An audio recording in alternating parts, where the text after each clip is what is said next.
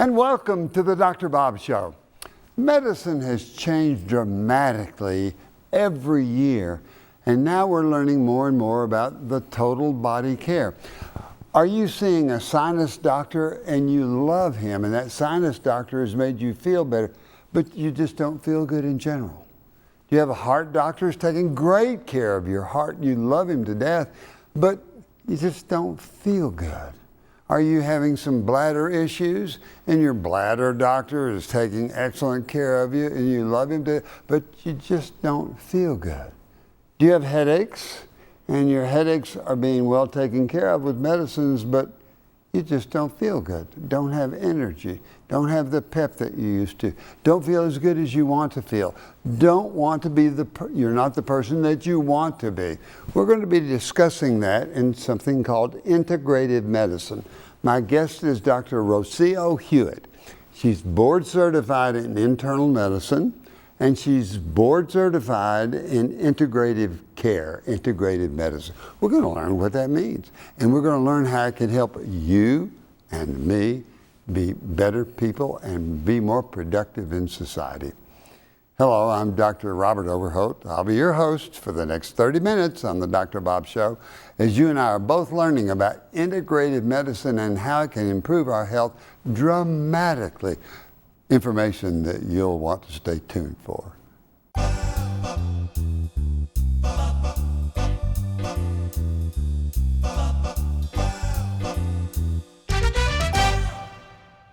We're talking with Dr. Rocio Huet, board certified in internal medicine and board certified in integrative medicine. And we're going to be learning about what is integrative medicine and how does it improve medical care. You're going to really be excited. Rocio, welcome to the Dr. Bob Show. Thank you. I'm glad to be here. It's a pleasure and honor having. I've watched you for several years as a physician, and I've always admired you, and I have to take this time to tell you that. It's because you like being a doctor and taking care of people and learning and teaching, and that's a lot of what medicine is. So tell me, what is integrative medicine? Integrative medicine is now actually considered a specialty in which we have certain precepts that we believe in, which one of the main ones is that instead of only looking at people's diagnoses and their physical body, we think we need to know who the whole person is. And so that means their physical health, but also how are they mentally, emotionally, spiritually, what is their environment, what is their community, because all of those things impact someone's health and wellness, and that's what we focus on. You know, and as I talk to patients with allergies in the nose or in the lungs, frequently that will come out, well, I lost somebody in the family, I've been sad, I'm hurting elsewhere, who can I go see, this type of situation. So in your specialty, you take care of the whole patient. How do you have time to do that? Well, one thing is I have a team.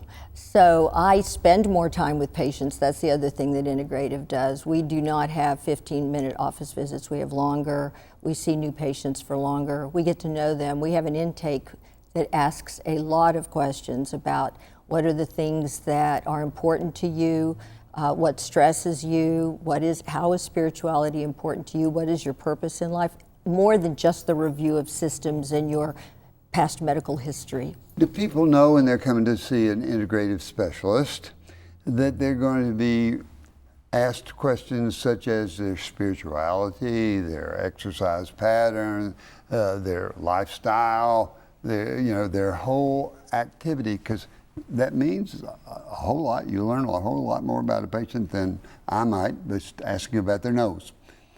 I'm not sure that every person that walks in and schedules with us is aware of how long our intake is. Yeah. We ask adverse childhood events always, because that also makes a difference. So no, I'm not sure they know that immediately, but they have an understanding that we have a team, and that team is also a dietitian who's going to look at their nutrition. So dietitian, look at what they eat and how much they eat and how often they eat and when they eat and what's it doing to their activity, their energy level? Absolutely, because food is medicine. So what we put in is what's going to determine how we feel. Also, Then we have an acupuncturist. Acupuncturist. So that's part of the team of somebody in integrative medicine. Now, I went to an acupuncturist one time. I was having a lot of foot problems, a lot of pain in the foot, and they were UCLA trained, and they were very, very good. So what does the acupuncturist do, and how successful are they in your case? We think our acupuncturist is very successful. Acupuncture is a different paradigm, right? It is considered a traditional medicine, along with Ayurvedic, but so if you look at evidence-based studies in Western medicine, I think the top 3 that you would know that acupuncture would help with is arthritis of the knee, back pain, and probably nausea and vomiting with chemotherapy, but also migraine headaches.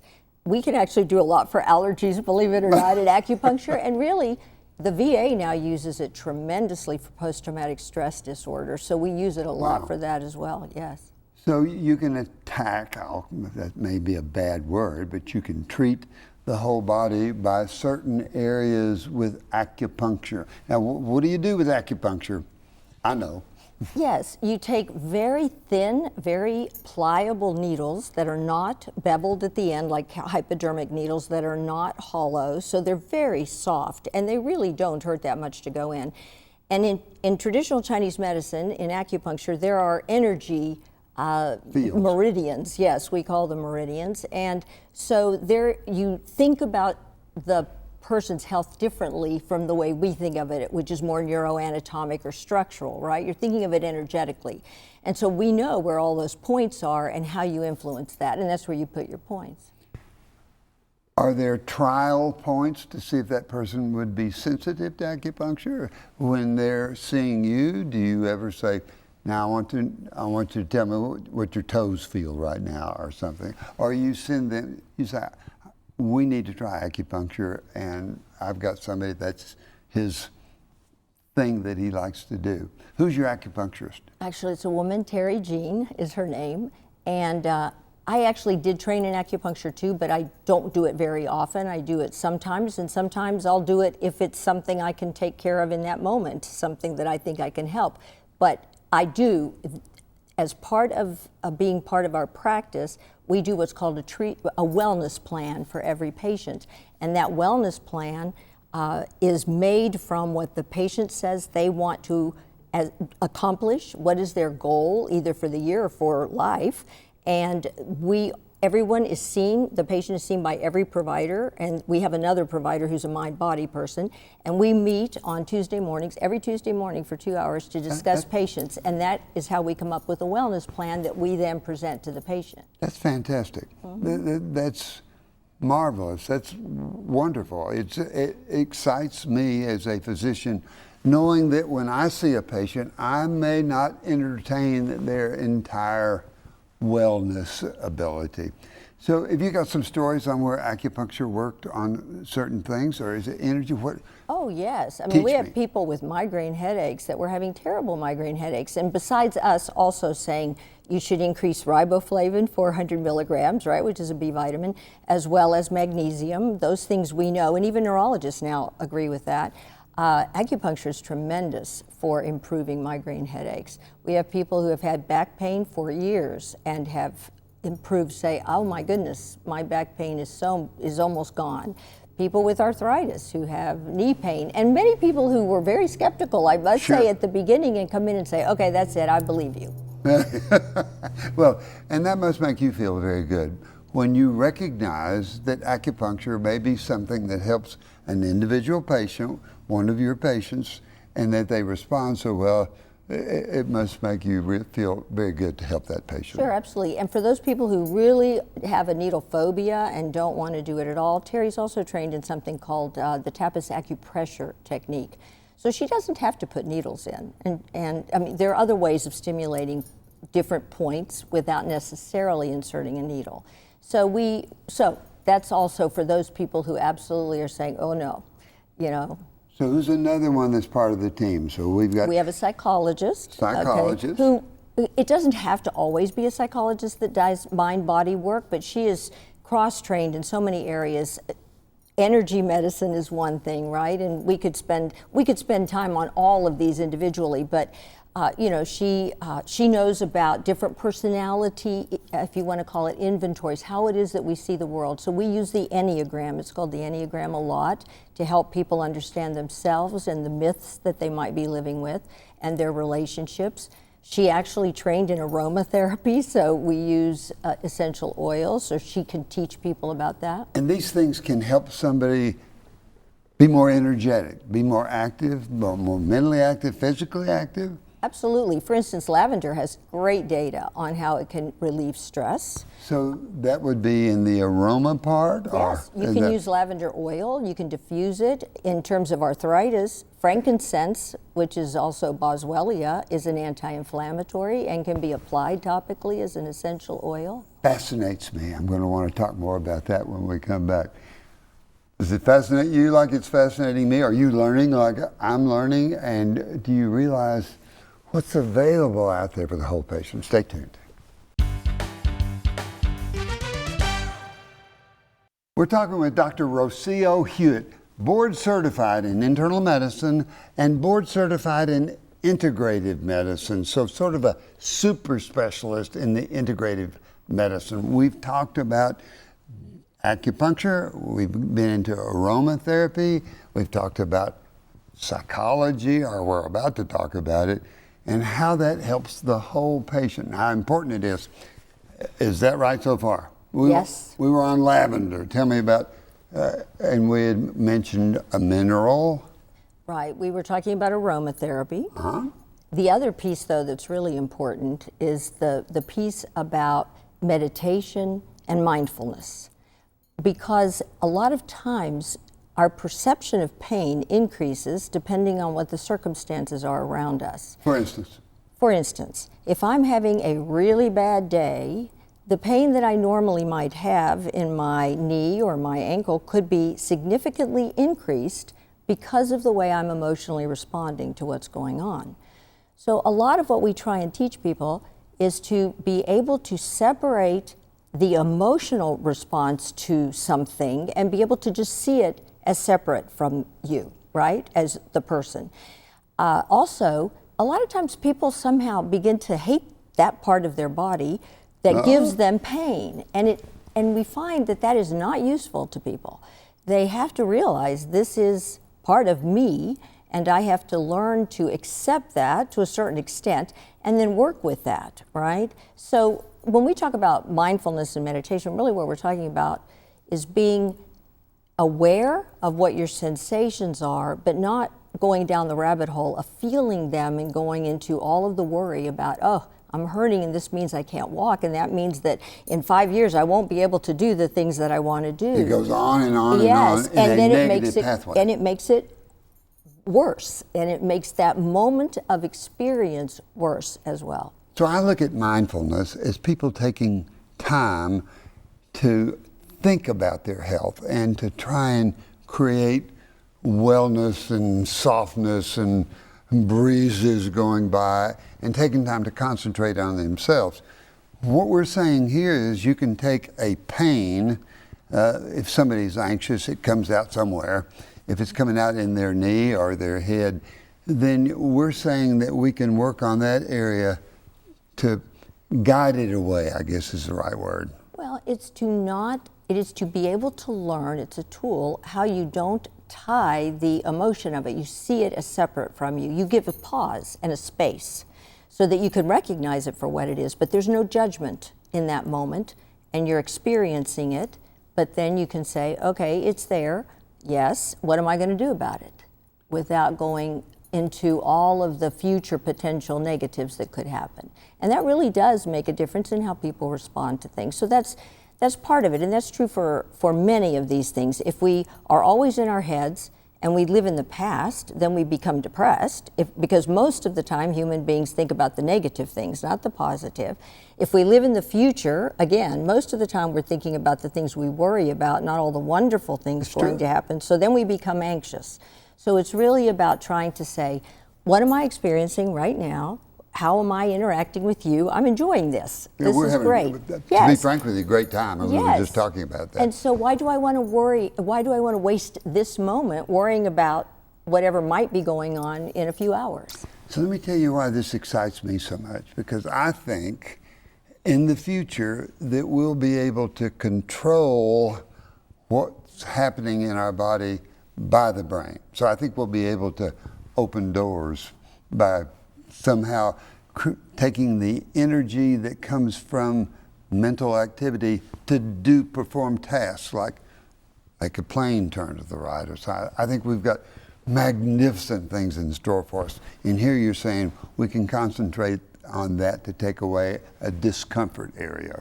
Yes, there are right now monks who can control their physiologic response to such an extent. I mean, you've seen them, that can walk across coals and not get burned, that can have negative experiences that most of us would have a lot of pain with, and yet they are controlling their body's response. Now that takes a lot of effort. I mean, these people have been meditating for their whole life. That's right. But you know, if people can do it, then it is possible. Sure. And does this fit in with what I used to call, or do call, biofeedback? You teach the brain to change your blood pressure and to change your body functions? Yes, and in fact, there's even a certain kind of biofeedback called heart math. Called heart math. Mm-hmm. And the interesting thing about what we're learning is, you know, I think we used to think that the brain controlled everything. But the brain actually doesn't. There is a bidirectional input, meaning that the brain may tell the heart what to do, but the heart also sends signals to the brain, which changes what's happening in the brain. And the same is true for the gut. So that's very important too. There are, you know, the vagus nerve is a very important nerve in the body. So there's a lot going on in your GI tract that is influencing what's happening in your brain. 90% of our neurotransmitters are made in the gut. So we have to recognize that too, which is why we look at nutrition so much, right? Are the organisms what we call the microbiome, right? Which is probably more of us than our own genetics, because a lot of our cofactors, a lot of the things that we need are made by these other organisms that are not us. And they are altered by antibiotics, they are altered by what we eat, so they're altered by many things. So, you know, we also look at those things, and that's part of integrative, as well as that relationship of physician to patient, because, you know, it is very important that you trust me and that I trust you and that you know that I am advocating for you and that I'm seeing all of you. So in our society, when a patient has what they think is an infection, frequently they're given antibiotics. And we have learned that antibiotics not only kill the bad bugs, but they kill some of our good bugs. And that's the microbiome that's being able to normally take care of our body, and then it can't do it. So how do you reestablish a normal microbiome? Well, one way to do that is to add, at the moment that you're taking antibiotics, away from them, because antibiotics will kill off the probiotics, but to add back good bacteria. So that's one way to do it. The other way to do it is to eat foods that nourish the bacteria that's in your intestine, or well, large intestine. So for instance, fermented foods do that, right? Like kombucha or kimchi. Pickles are fermented foods. Sauerkraut is a fermented food. So you can eat foods that nourish those bacteria. So how about yogurt and Activia and some of those? Absolutely, there are also those fermented foods that have in them cultures. Now some don't have live, but yes, many of them do. The liquid kefir is also another form, right? Yes, those things are all important. And then you want to make sure you're getting the right amount of legumes. Right? We are big on whole foods, non-processed foods. Because plant foods, is that what we call them? Absolutely, plant-based. Mostly. I mean, I happen to be vegetarian, but not everyone has to be, nor is it necessarily the right thing to do for everyone. But it's probably the best diet. It is. You do need to get enough protein, so people have to be very thoughtful about that. You have to be sure on B12. Right, that's right. There's always pros and cons. Right, so you just have to, and every person is different, so that's the other piece of integrative. Not everyone should be following the exact same diet, because it's not always the best for everyone. So we also look at people as individuals, not only because it may not be the best for them physically, but also because you have to meet people where they are. I may be able to say, oh, I think you should become vegetarian, but people have a culture. They have a life, you know, they're not gonna do that. So I have to understand who they are. How can we mold what you need and love to the best for you? This really, really excites me because I call it, in a way, a boutique diet, because I think that there are people that break down the DNA of the cellular level, that everybody takes food into a different pattern, makes some people skinny and makes some people not skinny. And so I'm going to be asking you what's your view of that when we come back. This could be a week-long show. We're talking with Dr. Rocio Huet, board-certified internal medicine specialist, board-certified in integrative medicine, and I have been learning I've had more fun at this show than I've had in a long time. It's because Dr. Rocio Huet is such a good teacher. Every show on the Dr. Bob Show, we talk about four things: the importance of exercise, the importance of nutrition, the importance of getting 7.5 hours average sleep, everybody's a little different, and most of all, having laughter, socialization, fun in life. How does that work with integrative medicine? We also focus on several things which include those four things. And so that is, again, sleep. People absolutely have to get sleep. That's when you detoxify the brain. So at least 7 to 9 hours, so 7.5 is good. We talk about movement and exercise, and not just 1.5 hours maybe or an hour a day, but trying to get movement in throughout the day if possible. We talk about nutrition, of course, always, food as medicine. We talk about social relationships. Actually, if you don't know this, and I'm sure you do, but if the audience doesn't know, if you look at the main things that if you influence will decrease mortality the most, and that includes getting your blood sugar controlled with diabetes or your blood pressure controlled with hypertension, stop smoking, it is having social support that is the most important for having the best long-term outcomes and longevity. That just makes me have goosebumps when you say that, because it is so important that we be happy, we interact with people, and that we love people, and that that's part of our life, if that's part of your personality. So how do you do that when you're seeing a patient? Well, we talk about what's happening in your life, what's going on. Are there things that are stressing you, you know? What we like to focus on is more, what are you doing to take care of yourself and other people in terms of visiting family or seeing people that you love? Are you on the phone with them? Are you writing letters with them? How do you interact? What does that look like for you? Instead of being isolated or not connecting. Do you find that people sometimes repress getting out and saying hello to people, especially with COVID and with society? Sometimes it's difficult, sometimes it's easy. Well, COVID has been really hard on everyone, and I think people, especially who were most afraid because they were either older or immunocompromised, right? Certainly adolescents, I think, and children, it's been very difficult. We're reaping that, I think, in terms of the difficulties with mental health, for sure. Sometimes I think people also, if they get less mobile, sometimes don't get out as much. So we talk about alternative ways of doing that.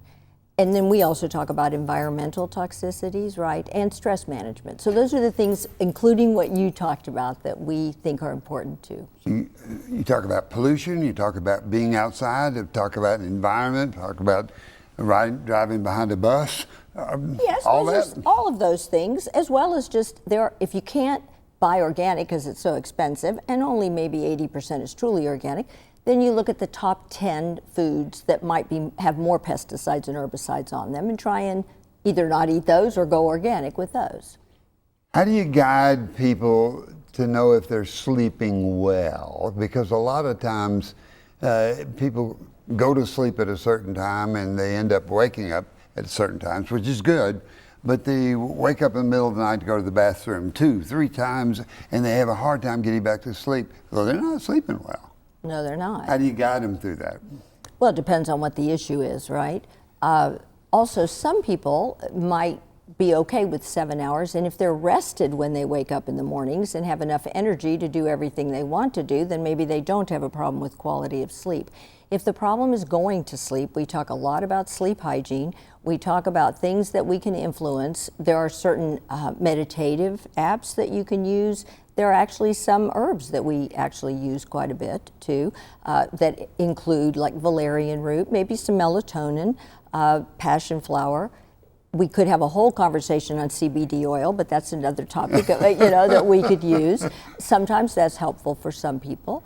So there are many things that we talk about, but mostly don't watch television, and certainly not stressful things and the news. Some people just are news addicted, and we say that is very difficult to not be stressed and not feel bad. So those things. And I say, and the most important thing, and I see that in the show, you and I talking, the thing's most important is that laughter in your life. If you laugh a lot and you enjoy life, you're going to stay healthy. Rocio, Huet, thank you so much for coming to the Dr. Bob Show. I wish we could go this one for a whole week, and maybe we'll take a week sometime and do a special. It's so important to people, so thank you for being here. Thank you. I really enjoyed it too. Appreciate it. Great job.